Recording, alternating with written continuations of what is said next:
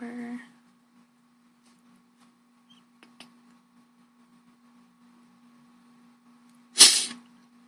I felt upset.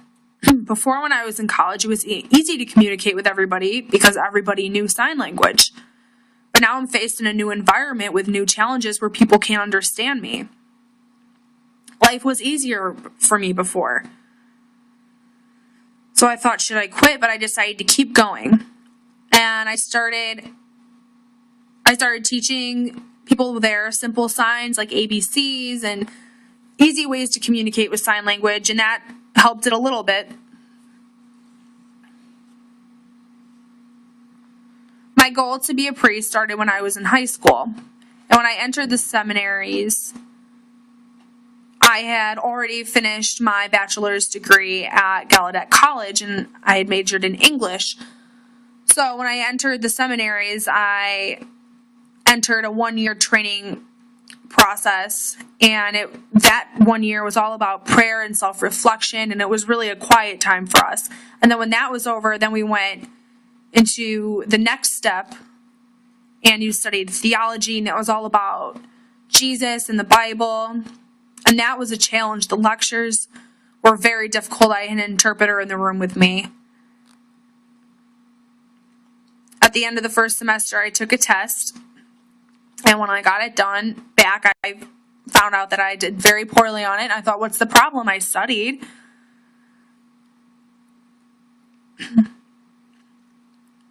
was all about ideas and philosophy, and the lectures were very difficult for me even though I had studied. And the interpreter thought, could it be my fault? And I assured them it was not their fault, that it was mine. But then the professor agreed to get rid of that test and allow me to take it again in 2 weeks. I thought, should I just give up? Maybe this isn't for me. But then I decided, no, I'm going to try it one more time. So for 2 weeks, I studied very intensely.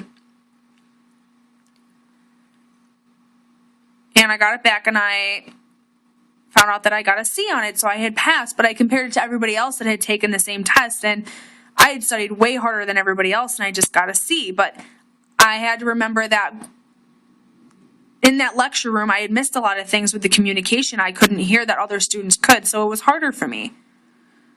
But I did pass, and that's what matters. And I ended up graduating with that master's program, and I was shocked because only a small percentage of a whole class had passed, and I was one of them. And I had gotten my degree. And other people that studied that had studied as well, like I did not pass. But what I needed to remember was that I studied very hard for that test. And that's one of the most important things in life, is studying. And the other thing is about reading. And I thank my parents so much for making me read as a child, because you learn so much when you read. Reading is the key to a successful life. If you don't read, your life can't be successful. But anyways, I got my degree, and I got ordained, which meant I was a priest, and I was the first deaf man in the U.S. to be ordained. There was one in South America and a few other countries, but I was the first one in the United States, and I was very proud of myself.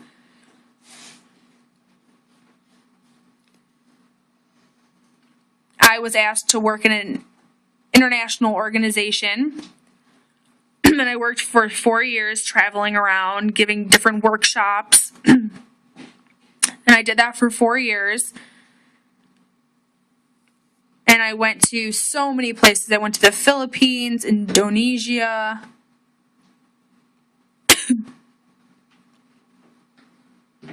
Malaysia.